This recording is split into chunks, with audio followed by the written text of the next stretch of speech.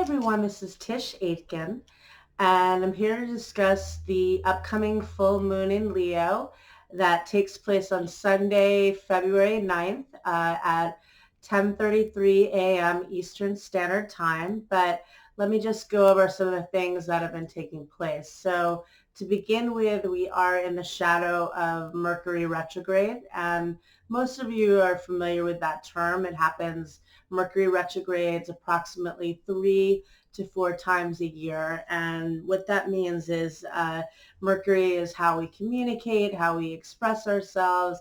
It's how we transport things. It's how we transmit information. It can rule different forms of communication, electronics, gadgets, among other things. So Mercury entered its shadow on February 2nd when it reached 28 degrees of Aquarius, and then it entered the sign of Pisces on February 3rd.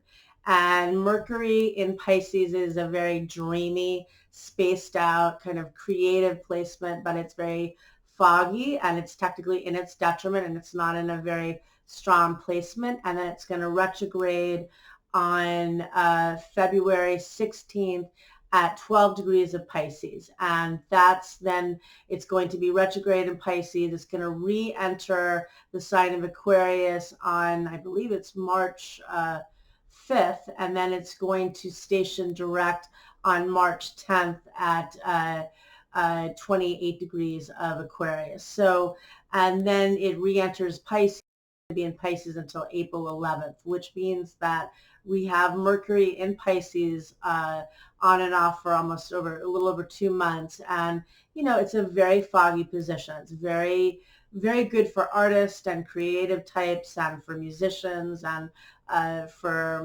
manifesting and doing healing work and using your intuitive abilities and honing your emotional intelligence, I guess. But in terms of logical, rational thinking, this is not the placement of Mercury. And because we began the year in such a serious tone with, the pairing of Saturn and Pluto in the very practical earth sign of Capricorn, this new 36-year story of what you need to renovate and restore. That began on January 12th, just 2 days after a lunar eclipse that occurred at 20 degrees of Cancer, also a cardinal sign. Many planets in Capricorn at the beginning of the year about taking action, about figuring out what do you need to fix, what do you need to commit to, what do you need to release.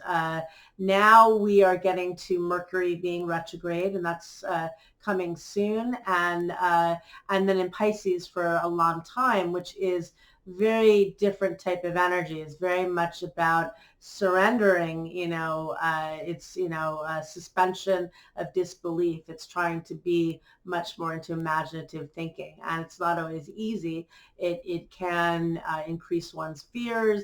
It can make one feel less secure in a sense. It's not grounded thinking, but it's fantastic for creative projects. And it's something that maybe we all need to do after such a rush of events in the beginning of the year. It's about processing and about surrendering and about maybe resting after all this action and just figuring out what you have changed in your life, because that's a big meetup of Saturn and Pluto. They won't meet up again for approximately 36 years. That tone is set in Capricorn all year. So this is very much a year about getting real about things, and that's not going away. But I think in the next, couple of months, and particularly in this retrograde period, we're all taking time to reflect on what emotions have come up for us, what the loss each of us has endured, because there has been a lot of loss, and ending with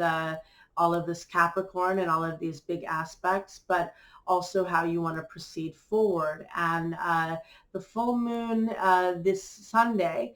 So we have a few things happening on February 7th.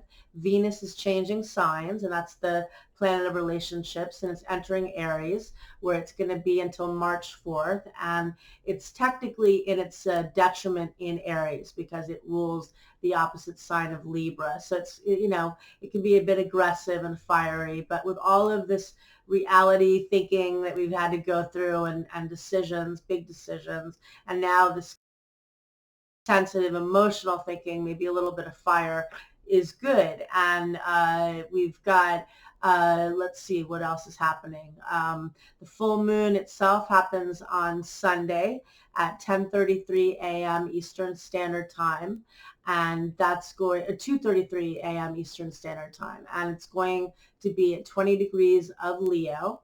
And it's in the ninth house, which deals with belief systems and faith and spirituality. And I think it's also, again, saying open your mind to different ways of thinking.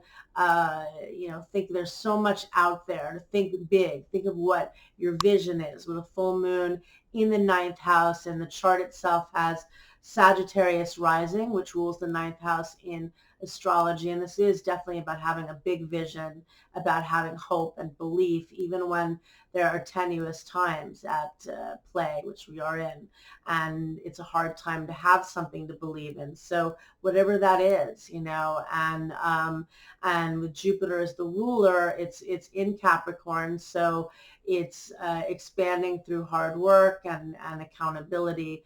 But we also have Mercury and Neptune both in Pisces in the third house of thinking. So again, perhaps infusing some dream and imagination in your thinking process, because this is a very serious year with a lot of radical shifts. So it's okay to have a little bit of a dream in there. In fact, it's one that I think each of us has to have. So we've got a full moon coming up. We've got Mercury is in its shadow. It retrogrades officially on February 16th.